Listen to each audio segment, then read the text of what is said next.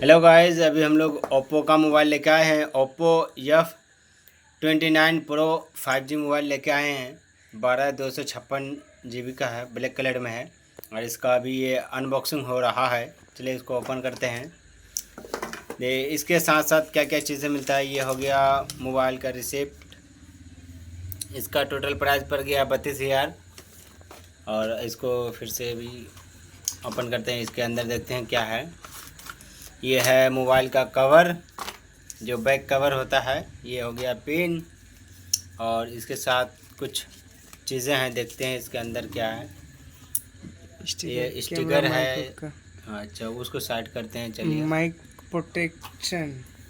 Protection है सब। और ये किताब है जो कैसे मोबाइल को चलाने के बारे में बताया गया है, मैनुअल। और ये है चार्जर, डाटा केबल। और ये 80 है वाट का चार्जर। 80 वाट का चार्जर है साथ में, दोस्तों देख सकते हैं। और ये रहा मोबाइल पूरा ब्लैक कलर में, क्योंकि ब्लैक कलर बहुत अच्छा फेवरेट है, इसीलिए हम लोग ब्लैक कलर को चॉइस किए हैं ताकि इसमें नज़र ना लगे किसी का।